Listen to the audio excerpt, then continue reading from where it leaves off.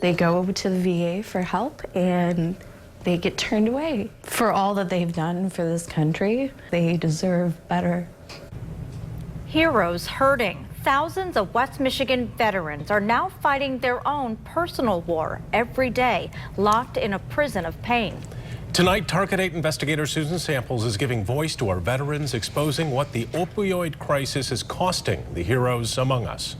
Since 2015, the VA has cut the number of West Michigan veterans on long-term opioids by approximately 40%. But what about vets who depended on those painkillers for just a little freedom after they gave so much for hours? Well, I deployed twice. I was in northern Iraq both times. I was a tanker.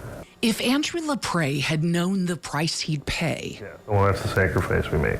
He'd have served anyway. Proud of what I did. I hope. LaPrey was 22 years old on his first deployment when a suicide bomber blew up an Iraqi army recruiting event. 36 people, I believe, died, 28 others injured. We were first on scene right there when it happened. LaPrey's unit was in the trenches too for one of the Iraq War's major offensives, the siege of Tal Afar, hunting insurgents street by street. Plenty of bullets and bombs there. I know the things that he's been through and the risks that he's taken, and he's not being taken care of. It's awful. The injury that launched a lifetime of pain came in between deployments, stateside. Injured my neck in training at a gunnery range. LaPrey's medical records detail the whiplash injury and the chronic neck pain he's had since. It's been debilitating.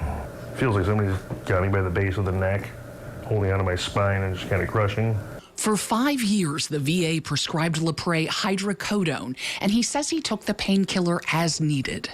When they're there, I don't need to take them, but knowing that they're there, knowing that I have some control, knowing that I'm not helpless, was kind of a big deal. But the VA was cracking down on opioid prescribing, and doctors noted that routine drug tests showed the opioid levels in LaPrey's system didn't match his prescription. In June 2016, VA doctors cut off his lifeline. Since they took me off of it, I haven't been able to do things, live. Our goal is safety. Dr. Aurelio Diaz is the Associate Chief of Staff for Medical Service at the Battle Creek VA facility. These people served our country, and because of that service, they're in pain every day. And we recognize that fact as well, we do.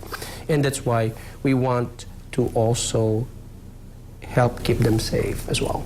In fact, the VA was out front in recognizing the crisis. Fatal overdoses quadrupled nationwide in a decade, killing nearly 19,000 Americans in 2014. Veterans have been especially vulnerable. 5 years ago, 17% of the 9 million vets getting VA benefits were prescribed painkillers. But by 2017, the VA had cut that down to 11% and added other on-site options for pain management. Physical therapy, acupuncture, counseling, support groups, yoga, Tai Chi. We do have a lot of options that we can offer for our patients. Andrew LaPrey says he'll try anything, but the only treatment he's received... Chiropractic care. That's it. Yep.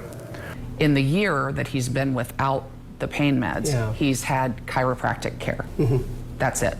To be fair, Dr. Diaz can't comment on specific cases, can only speak in general terms. Our goal is to individualize their treatments, make sure that they engage with their treatments, that they know they have enough coping mechanisms, coping skills.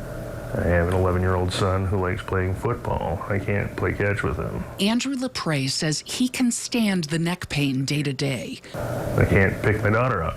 What he can't do, he says, is be the active dad and husband his family deserves. There's a big difference between somebody who wants pain relief and somebody who wants narcotics. I don't want opioids. I just don't want pain. You deserve so much more. Him and hundreds of thousands of other veterans out there going through the same problems, they deserve better. LaPrey does have an appointment set up with the VA to explore a pain treatment called nerve ablation. He says he will keep fighting Brian and Marley and that he plans to give the VA the same unending pain in the neck that the VA has given him. So How frustrating it must be. so Yeah. frustrating, and he's fighting not just for himself, but he says for other veterans as well. He actually works for Kent County Veterans Services. He files benefit claims on behalf of other veterans. No so kidding. he's in this. He's Yeah. in it, and he's sticking with it. So Yep. I'll let you know. All right. Thank you, Thanks. Susan.